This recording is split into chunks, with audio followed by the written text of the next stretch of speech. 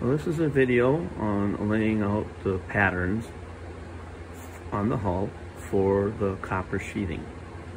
Well, this book right here shows a pretty good photograph and instructions and some other items on how it should look. Over here is kind of a picture of how the gore lines look right here on the aft. Here's some of the tiles or the sheathing that I've cut out of my 1/4 inch copper tape. I've already laid out the pattern on here. I've got one on here right now because there's a single at the top like this, one whole tile all the way from bow to stern below the water line, and another one above it. So I don't need the guide for the one that goes above the water line because that simply overlaps on this tile, and that goes all the way back and forth from bow to stern. There's supposedly a little saying that goes something about as above as below. Honestly, I keep forgetting it. I can't remember it. There might be somebody out there in modeling land that knows what it is.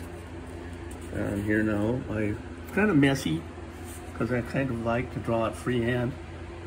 But you can see the pattern here. Goes all the way across to the bow. And here you can see it going down the length of the hull all the way. The machine should line up pretty good right there. And again, back at the stern. There we go. I mean, this is going to be kind of jiggly. I apologize for that. But again, here, right at the stern, or how that looks. One of these, the door line, are here. And it starts right here. It doesn't go all the way back to here. It starts here at the stern. So as you lay your copper sheathing, you'll start at the stern and you go towards the bow on both sides. That way, the copper sheathings overlap themselves so that as the flow of the water goes across the tiles, it goes across the top of the tiles. If you did it the other way around, well then the motion of the water is going to sit there and catch the lips of those tiles, and over time it's just going to kind of peel them back a little bit.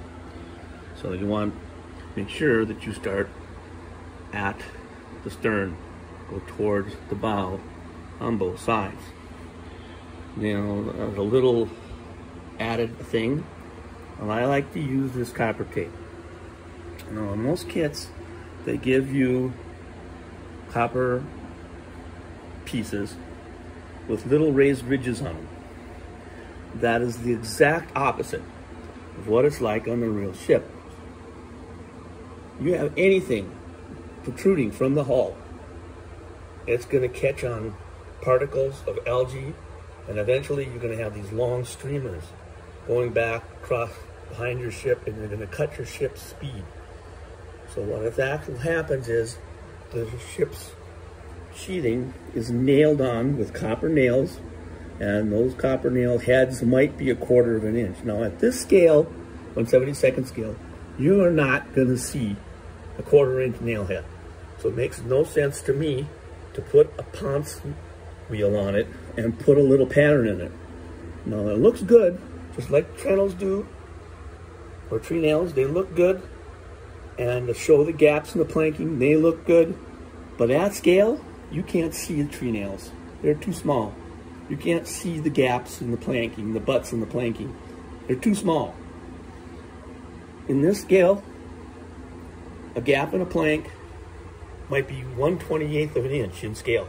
how do you make a line 1/28 of an inch? I don't see how it can be done. So, you know, that's just my preview of this. And you can do that if you want. Show your lines, show your tree nails. It's your model, you do what you like. But I like to keep everything in perspective, in scale, as much as I possibly can. And that is one of them. All right? Well, thanks for letting me rant, and I hope you don't mind that. The next one, I'll start to show some of the actual laying of the tile.